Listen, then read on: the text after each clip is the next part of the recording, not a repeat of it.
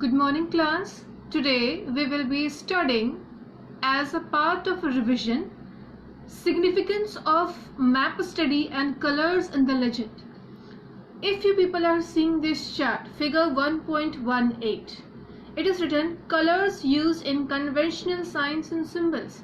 So this is basically our second revision class, and today we will be discussing regarding all these colors and the importance of these colors, especially in topographical maps. Okay, you can see yellow color, you can see green color, white color, blue, brown, black and red. We are going to see it simultaneously and we are going to revise it once again, that what colors represent which particular landscape, okay, whether it is natural or it is man-made. Starting with the yellow color. Okay, cultivable land, plateaus, deserts and plains. Cultivable land where agriculture is possible. Yellow color represents that in topographical map basically. Okay, plateaus, deserts and plains. So what we know, that yellow color represents cultivable land, plateaus, deserts and plains. Now coming to the second, that is green, forest area or lowland areas. Green color represents forest area. While coming to white, rocky area or bad land, hence uncultivable land. Where agriculture, a land where agriculture is not possible, it is represented by white color. Okay, it is also known as what? A rocky area or bad land. Bad land, why? Because agriculture is not possible, it is full of rocks. Okay, now we are coming to the next one, that is blue. As you can see, this word perennial is underlined with red color ink. So I would like to explain you once again as a part of revision what is the meaning of perennial. Okay, in order to understand perennial, you should know about two things. First is perennial itself and second one is non-perennial. Okay, if you are seeing your topographical map where a solid blue color is visible like this way, it is always perennial. Okay, which is drawn by simple black circle like this manner. It is not filled with any color. Simply add the word non. That becomes what? Non-perennial. Okay, that becomes what? Non-perennial. Now first of all, we are going to see one thing, what is perennial and non-perennial is. Perennial, in which water is present throughout the year. It could be a river, it could be a well. Okay, a water body in which water is present throughout the year is known as what? It is known as our perennial. Okay, you can see it over here. There is a slight spelling mistake, I'm sorry for that. It is double N, perennial and non-perennial. So in a water body where water is present throughout the year, it is known as perennial, and in which water is not present throughout the year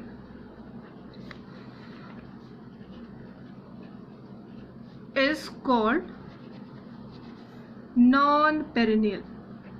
Just add the word non in front of perennial. This non-perennial is also known as seasonal. Means here water presence Okay, the presence of water in any water body, it could be a lake, it could be a well, it could be a river. It is dependent upon season, especially monsoon. Okay, that is our rainy season. Okay, so what we have understood from this blue color, that blue color in our topographical map or according to this chart represents the water bodies: perennial lined wells, perennial streams, lakes and ponds, water bodies in general. It is represented always by blue color. Okay, now coming to brown.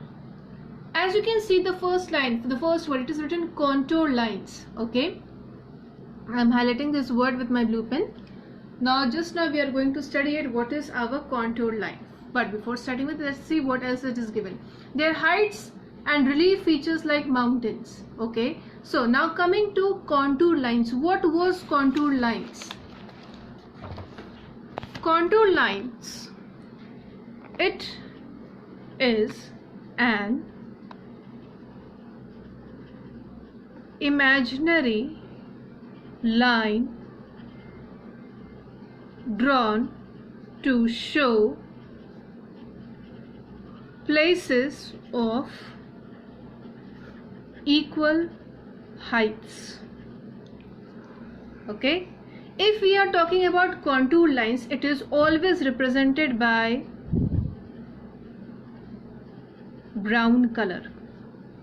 It is an irregular circular thing. Okay, it is like this manner. It can be drawn very close to each other and it can also be drawn very far away from each other. Doesn't matter how close it goes, but it will never intersect with each other. That is the speciality of the contour lines.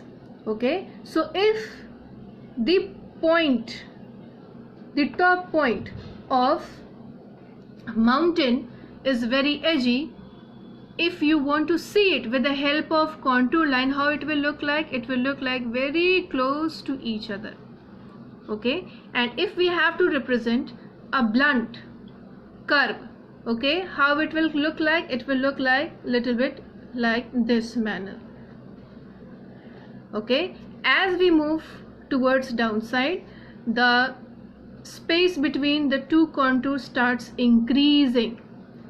Okay, these all things happen in our contour lines. Okay, few things need to be kept in mind. It is always represented by brown color. Okay, no matter how close it is drawn or how far away it is drawn, it will never intersect with each other. That is the thing. Now coming back to the next color, that is black. Dry streams and surveyed trees. Okay, dry streams means that the streams which is not having any water any longer. Okay, it is completely dry out. It is always represented by black color. Okay, and surveyed trees. Now let me show you what is a surveyed trees. I hope you people remember this once I drew it as I was explaining. In our topographical map, trees are generally represented like this manner, but it is always in green color. Okay, but when a tree is surveyed, it will be represented complete solid black in color. Okay, so this is known as what? Our surveyed tree. Clear? This is the thing. Now we are coming to the last color, that is red. Here it is given permanent huts, settlements and cities. Okay, so as per your knowledge, there are basically three types of human settlements. Okay, and before starting with the types of human settlements, here permanent hut is written. Okay, there are two types of huts, permanent and temporary. Clear? In temporary, the hut is marked like this manner with red color ink. Okay, but no space filled. I am drawing it my red pen once again. It is drawn like this manner. Okay, So it is temporary hut. Clear? And when this red box is completely colored with red color, completely filled with red color, okay, that becomes what? That becomes our permanent hut. Okay, so here permanent hut, that is permanent human settlement. I'm writing it once again. Permanent human settlement. Clear? In permanent human settlement there are basically three types. First is nucleated. Second one is linear. Third one is scattered. Okay, so people, if you are seeing any nucleated, linear or scattered settlement in our topographical map, how it basically looks like, it is quite very simple. I'm just giving it a very quick thorough explanation. If you see these red colored dots, not dots, basically squares, drawn very close to each other, very close to each other, okay, that becomes what? Nucleated settlement. Okay, and if there is a line drawn like this manner with the help of red color, and the settlement is present on the either side, okay, if the settlement is present on the either side, what it is the second type of human settlement, permanent human settlement, that is the linear one. Okay, and if in the map you are seeing these red squares are drawn very far away from each other, that gives us our third type of settlement, that is scattered settlement. Okay, I hope this revision session of colors used in conventional signs and symbols was informative for you people. Now we will do one thing, that in the next revision session we will be studying some extra things, some more interesting things, especially the stages of rivers. Okay, in one of the session I will discuss one courses of river, the upper course of the river, the middle course of the river, as well as the lower course of the river.